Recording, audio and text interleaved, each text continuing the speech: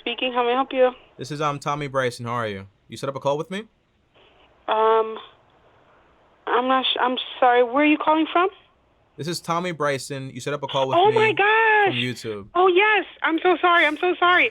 All You're right. calling me. Oh my All God. right. Okay. Yeah. Okay. Let's just All get right. to it. I know this is only 15 minutes. Okay. Okay. But wait, before we actually proceed, I want to let you know that this call is actually live. So, What? okay. Yeah. So you're live right now on the YouTube channel and everything like that on my third channel. It's called The Oh my Accent with God. I Bryson gotta check it Show. out. Hi you Yeah. guys. What's up? All right, awesome. They can hear you. Everything looks good. All right, so how can I help you? And don't worry about the 15-minute deadline. If you have any questions and we have to extend it, we can extend it. Don't worry about it. Okay, so how can I help? Okay, sounds absolutely great to me. So, I'm going to say my biggest thing is I don't want to talk about what I already have invested or how or anything like that because that's nothing Okay. that I researched. It's just things that were like given to me by a company that, I started working for, and I haven't Okay. invested anything into it since. So I'm pretty sure I think if I were to sell any of the shares now, it would be for, not what I purchased it for, but what it would have sold for the last time I invested into it, I think. My Okay. question is, So pause right there. where, Pause right there, real quick. So okay. it sounds like you got some shares from a company. The company gave you like some share options. Is that what it sounds like? Yeah, I have shares from 4 different companies that I've worked at in the past, but I Okay. haven't Okay. invested anything into them over the course of, I'm going to say, the last 5 years or so. Do you Like mean, for once I example, you start, have options to buy shares at a certain no, price, no, or I was they gave you given the shares shares and you into have the them? company. Yeah. Okay. Okay. Great. Um, it's just when you work for these companies I work for them Okay. for a certain period of time, and each quarter or so, they may give you something, they may not, but I have Okay. money from certain companies. That's all. But I'm not calling about that. I want to know Well, let me how answer that exactly do question though I? before we get there, right? Okay. The first thing is, I had this issue before where you have people that the company chooses to actually give them, for example, shares, Uh and that's a huh. way for them to save money on taxes. But from you being the person receiving them, the answer is you have to be confident in that company that's giving you those shares, right? So Uh huh. if you understand the company, their financials and everything else, you can keep the shares, let it grow. But if you really don't understand the company, don't really believe in the company whatsoever, then it is okay and probably a lot smarter to just go ahead and sell, get the cash, and then invest into something that you actually do understand. Does that make sense? That absolutely makes sense. That's what I would do there. But go ahead. What's the question? Okay. I mean, you just put me in a whole other space, but okay. So, right now, okay, I have Webull installed on my device, my phone, Okay. and I want to start investing in it. But right now, I'm trying to figure out how exactly do I study the stocks? How do I get started? If you were to if I'm just a fresh person, right? Because Mm-hmm. I am, just somebody that's trying to get into investing, not necessarily trading, though, it comes with the territory at some point. But where exactly would you recommend that I start? Is there a book that I should read, or do I just, keep going through like the videos that you've posted to your Okay. YouTube channel, or what? Okay. So the answer is, so whenever you're investing, you have to understand you're not buying a piece of paper. Uh You're huh. buying a piece of a business, a real legitimate business. So in order to fully comprehend the business, you have to have two main skills: accounting skills and also, for example, finance. The accounting skills will allow you, for example, to kind of like read the financial statements, like the balance sheet, the cash flow statements, the income statement, the 10K form, the 10Q form. And then the finance skill will allow you to kind of like project into the future. What will this company do with my money, right? Will it keep Mhm. growing? Will it not keep growing? But it's not just that. It's also, for example, a little like science based, because in reality, every company has, for example, like a lifespan, because you have like business really ruthless. So if you have Apple, you have Samsung, Sony, everyone is trying to come after Apple. So whatever company you're going to invest into, you got to understand there's also going to be competition. So it's also Mhm. about understanding about, okay, so what makes this company that I'm going to invest into so special? And that's why Warren Buffett, whenever he's investing in a company, he wants to have, for example, like a large, I think it's called a moat. Yeah, a large moat. That's like a body of water around a castle to have a Mhm. protection. So that's the same thing, right? So it has to have a competitive edge. Now, this here is a numbers game. It's not like you're going to look at one company, okay, this is the one for me. It's more like you're looking at several companies. When Warren Buffett first started, he used to go through the Moody's book list or whatever, and they had all the stocks listed. He would go one by one, one by one, one by one, and try to figure out exactly, well, how much is this actually worth? Can I invest into this one? Because remember, right, you have the market value, and then you have, for example, the intrinsic value of a stock. Meaning, for example, if you have a business and your business is like a car wash business, you have the market value is what people are willing to pay for it, but the intrinsic value is really what this stock is actually worth, what the business is actually worth, right? So it's very different sometimes from the market value. Now, to do all this research, it sounds complicated, I know. It takes hours and hours a day. So about 4 to 5 to 6 hours. So the real question is, do you want to be a stock picker, because that's what it takes, or do you just want to have, for example, passive income coming from the stock market? So I asked you that question. Which one do you want? I want both. I mean, it makes absolutely more sense to, devote my time to something that can, give me a larger income than actually having to physically go out into the world and, just put my body through whatever, when I can just, read, go through information, properly process, and apply the information that I'm, starting to understand. So okay. I'm going to say both. Investing is really, really important to me, but for me, this is my thought process right now. When you're in, well, I don't want to say that because I just want to get what your thought process is. No, I want to hear it. Investing into a company, a stock, or whichever company that I find. So let's say, oh my God, there was a stock I was looking into yesterday. Let's say I'm investing into Netflix.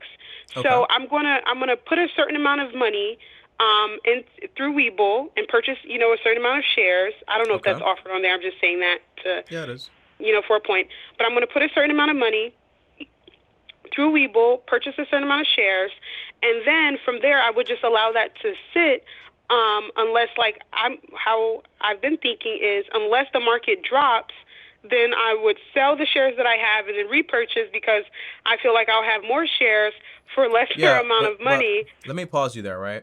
Okay. The question is, if you're going to be an active investor, which is what Warren Buffett is, it's a full-time job.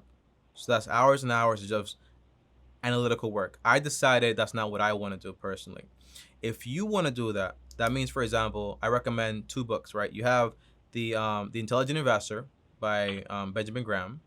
Okay, and you also have, for example, Security and Analysis, also by Benjamin Graham and David Dodd. Now, those 2 books are like the Bibles of investing. But again, this right here is a lot of work. It takes 4 hours, 8 hours every single day. And on top of that, in order to make money from doing this stuff, you have to have seed money, right? So you still have to have your job while you're also doing this. So this means you're working your 8-hour job, which you're doing right now, plus you're dedicating, for example, an extra 4 to 6 hours every single day trying to do all the research that you possibly can on this stuff. Now, what I personally do is this, right? I'm more of a passive investor. I learned this from a book. It's called The Little Book About Common Sense Investing by John C. Bogle. That's where I got this information from. Now, the context is, if you were to just invest money into an index fund, right? The whole idea is, instead of trying to pick a company or just trying to play that game, you just buy all the companies in the U.S. So if I own, let's just say, the index fund, let's call this index fund, for example, the S&P 500, which is basically the 500 largest companies in the U.S., right? That means I own all those 500 companies, meaning if one company goes down, like Amazon or Netflix, like you said, doesn't matter because I have a bunch of other companies there. This means that every single year, I'm going to get basically the average return of the U.S. stock market, which is usually around 8 to 12% annually. Now, what does this require from me? It requires one thing. That one thing is patience. So I invest my money, I let it grow.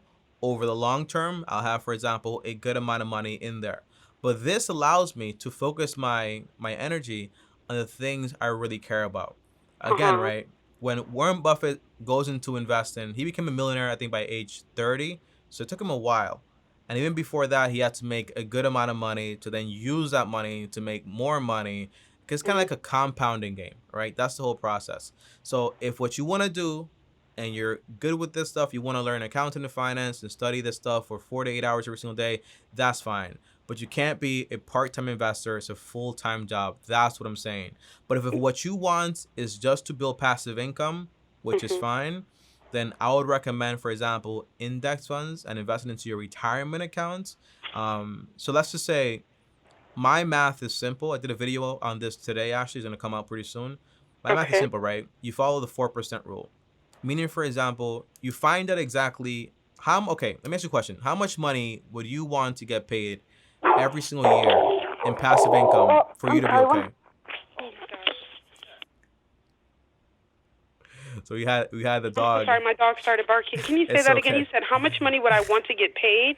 Yeah, how much money would you want in passive income every single year to be financially free? I don't know. More. I'm going to say more than $60,000 Why? because I can function properly. Like as far as How much do not you make living now? now. I'm going to say around $50,000 a year. Okay, are you surviving? Yes and no, because everything is still going up. The cost of rent, the cost of living. So When you let's talk start to about that, right? Uh-huh. You have any debt right now? Yes, I actually do. I have some student loan debt, How much? which is, I believe, I owe $13,000 in all. Okay. But that's because I went to 3 different colleges Okay. to get 3 different degrees. But okay, so $13,000 in student loans and like $5,000 personal debt, which either isn't too bad. I'm going to pay off my personal debt in full before the end of this year. So right now my goal is just You have a car loan? I do. That's currently at $3,950 something that I owe now. So we have 13,000 plus 5,000, that's 18,000 plus 3,000, that's $21,000. Well, 21.5, right? Total? Yep. You're renting right now? I am renting. Okay. So my first step, look, you're asking me about investing and all this stuff. My first step would just basically be, how much cash do you have on hand? $800. Yeah. Like I'm not going to talk about savings or anything else because I have money put to the side for certain things, but just money that I can spend or that I can invest. How much cash do you have right now total? $3,800. Okay, great. So you have $3,800 total, right? Is it $3,000 extra? Is that like emergency money? Yeah, for like Okay. in case. Okay, so here's what I would do if I were you today. First of all, if you're making $50K per year right now, do you have a full-time job, or is it like more like side hustles and this and that? What are you doing right now? I have a full-time job, but I also have side hustles as well. Like, I sometimes do housekeeping through handy.com here on the East Coast, but also on the West Coast in California. Okay. Aside from that, there's like DoorDash, and I'm going to say that that's it. There's another company, it's called Winolo, where you can pick up shifts whenever you want, but at the end of the year, you have to pay a 1099, and it's just... Yeah, self-employment. So many things weigh into, how much money you're saving and where you're putting money to what, so... Okay. So here's what I would ask you to do. You want a budget, right? You want to Okay. have a budget to have control over your current money. If you Okay. can't control the current income you have right now, which you might think is like small and you want more, you won't be able to manage a large amount of money in the future, right? It's just that simple. So if I were you, the first thing is I'm going to have a bare bone budget. That means I'm only going to take care of the main necessities. Those 4 main necessities are going to be, for example, shelter. So how much are you paying rent right now? $875. Okay. How much do you pay for utilities? I don't have to pay my utilities. My parents actually pay them. You live with your parents, or they Yeah. just pay for you? Oh, so you live No, with I your live parents? with them, but I still have to pay rent. How old are you? I am now 29. Okay, 29. All right. So what about But groceries? I'm not staying. I've only been back like with them for a year now. I've come back to New Jersey, but just because of COVID. So I'll be leaving out before November. I'll be like long gone back to California. Are you paying 2 rents right now? No, I'm not paying 2 rents at all. I've So like you're completely consolidated everything in California to move here. But I okay. do have some of my belongings in a storage here. Okay. But that's a really, really small fee that I pay monthly. So All right, let's keep going here, right? So how much do you pay for groceries groceries in total for the month, weekly or what? monthly? Monthly, I'm going to say around maybe $280. Okay, so that's a little high. You might want to go down to 200. That's usually what I say. Okay. And transportation, your car. Yeah. You have the car loan. You have insurance. You Uh-huh. have, and also gas. How much are you paying there per month? All right, gas, I'm going to say definitely around 200. My insurance is also around 200. So around That's $400, 4, you and would then say. my car note is around 280 now. So that's 680. Yep. So we have 680. So in Yep. total, we're talking about you have expenses of around 1835, and your post-tax income every single month is how much? One second.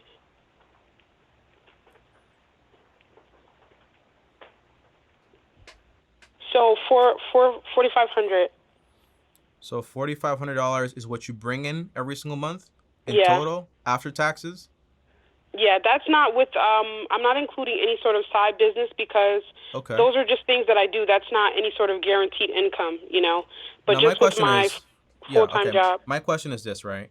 I'm being Uh-huh. honest here. How long have you had this income of $4,500? I'm going to say like the last 3 months. Okay. Okay. Yeah, because in reality, if you're spending around 1835 per month on your bare necessities, and then you're making $4,500, that would mean you have extra money around $2,665 per month. That's your extra cash. So then That's how that would much mean, for example, yeah. So that would mean, for example, if you've been doing it for 3 months, you should have somewhere like around $6,000 saved up, or close to like $8,000 saved up. That's the whole idea. So you Oh, have a okay. I leak get what you're in your saying, budget. but the only reason I don't have that much money is, like I said before, like when you said how much money do you have now, Mm-hmm. and I was like, oh, $800, and then you said in total, and I said 3,000. Yeah. So there's been a few issues that I've had with my vehicle. I've had to put, new tires on my vehicle a few times. Mm-hmm. I've also tried to do the, what is it, the cheaper route with used tires. That doesn't work at all. And Mm-hmm. then there's a piece that was damaged to my vehicle when I was driving down a certain road one day. I'm not going to get too deep into it. However, that piece alone, one piece, is Yeah. around $3,800 something What dollars car do to you replace. drive? I have a Chrysler 200 Limited. Okay. It's a You might want to 2015. 2015. I mean, this depends, right? I'm You probably don't have to sell your car because you make a good amount of money, but usually you want to go with Toyotas and Hondas and Mazdas. They're very cheap to actually fix up. But what you're describing is just maintenance of a vehicle. Vehicles yeah. break down. My point is you should have cash for these things when it does pop up. But I'm happy you mentioned that because the $3,000 missing, you spent it on that. I understand that. But overall, what would be my plan today if I woke up in your shoes today, 29 years old, living with my parents, making $4,500, and making plans to go back to California? The first thing is I would lock in and focus on just putting aside $1,000, $2,000 for emergencies. That's it. The rest of Okay. my money, I'm going to focus on paying off my debt. So I'm not going to be investing or anything. Why? Because if I'm paying my credit card or I'm paying this loan, this lender 18% or 24%, but I'm making, for example, 10% over here in my investments, what happens is it cancels out. I'm left with nothing. I'm left owing more money every single year. Does that make sense? Yeah, absolutely. So that's what I would do. I would pause all investing. I would pay off my debts using the avalanche method, meaning, for example, I pay the debts with the highest APR first, right? Okay. So that means I organize my debts. I have the names, all the amounts, the Uh-huh. APR, and I focus on paying the minimum on all of them But the rest and the bulk of my money, once I have my budget, which I made up right just now for you, you have shelter, utilities, groceries, and transportation. The rest of my money, I'm going to put it towards basically the one with the highest APR. And I'm knocking them off. With my extra income, because you make $4,500 from your main job. That's awesome, by the way. Incredible. But you also have, for example, side income. So that means, hey, that side income, I'm also going to use it to basically pay off this debt. That means if you have an extra, let's just say $3,000 per month, because right now you're staying with your parents, you should be done with this debt divided by 3,000 somewhere in around like 7 months or so. So a pause I would take is, instead of trying to move out, right, you could move out, it'll just take you a little bit longer. But when you do move out, consider having roommates.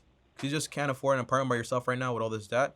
So, but me personally, I would consider just staying there for a little bit longer, paying off this debt, saving up some money for my emergency fund, 3 to 6 months once I'm debt free, and then I go into getting my apartment. But that way now I know, hey, if something happens, I have the money to take care of myself. Now, I want to break this down and make it very simple. An emergency account is for the unknowns, meaning your mom dies, your dad dies, you break your leg, you lose your job. A sinking fund is for the knowns. Your car breaks down. That is normal. You need maintenance on it. That is normal. So like those expected things that you don't know when they're going to happen, but they're going to happen because there's maintenance, you make a sinking fund for those things. So for my car, I'm going to save $2,000-$3,000 for it. So when things do go wrong, I have that money there. But I also have my emergency account for the unknowns in life. Now, once I'm fully debt free first, save for emergencies, and also, for example, my sinking fund, then I move into, for example, investing money. Now, if you want to be an investor, right, because this stuff is not going to happen overnight, you could be reading all these books while you're doing all this mission stuff right here, and you could be practicing, for example, on a paper portfolio. So when it is time to invest, if you want to invest this way, that's fine. But what I would recommend is you invest 10 to 20%, right, of your income, and you put it into your retirement accounts. Into something you really understand. For this, I highly recommend the little book about common sense investing by John C. Bogle. It tells you exactly everything you need to know about index funds and ETFs, mutual funds, and how they actually work. If you want to copy the exact way I invest, you could just basically go to my videos, and then you see like a description, you see M1 Finance. When you click that link right there, it shows you exactly what I invest into. Now, if you automatically invest 10 to 20% of your income, that's being done automatically. You get the match at your job, you invest the rest into your Roth IRA. Great. The rest of the money, what do you do with it, right? You can use that money to save up to buy a property for a down payment or whatever. Or you could use that money potentially to upgrade your skill, whatever you choose to do. If you want to save for a home, you got to think about, well, am I going to stay in New Jersey or am I going to stay in California? If it's California, then you got to do the math, okay? Use a rent versus buy calculator. That tells you exactly at what point does renting become more expensive than buying a property, right? At some point, it actually renting becomes more expensive. But in the long term, usually buying is better. But sometimes in the short term, it is okay to rent. So you run the numbers. Me personally, while I'm in Puerto Rico, I'm renting for a while, but I have the money to go out there and buy a home. So you save up that money, you have it there. And then you just invest in. When you buy the property, the way I buy a property is basically with the 33% rule, meaning the property I buy, listen here, is not going to cost me more than 33% of my monthly income on a 15-year mortgage. This means when you buy this property, you should still have, for example, extra money once you're done investing and paying your mortgage. That extra money, you can put it towards the mortgage, you pay extra towards it, and you're done with it, for example, in 8 to 10 years. Almost 5 years early. Now, this means I'm 29 years old now with my parents, but now, for example, I'm 40 years old. I have a paid for home, an emergency account, a bunch of money in my investment accounts, and I'm basically good to go. Does that make sense? Absolutely. That's what I would personally do if I woke up today in your shoes. Does that make sense? Yeah. Thank you so much. It does. Okay. You have any questions? No, I think right now, just focusing on my debt is a great place to start, and I will start to read into these books and this information that you have given me on index funds and passive income. And I do have the books written down. I just want to make sure. There was another one as well. You said The Intelligent Investor. There was one after that, and then The Little Book of Common Sense Investing. The Little Book About Common Sense Investing. The Little Book About Common Sense Investing. And Okay. the second book is actually called Security and Analysis, by Benjamin Graham and also David Dodd. Here is what I predict, honestly. You're going to start those books and you're going to be like, hell no. Why do you say Okay? that?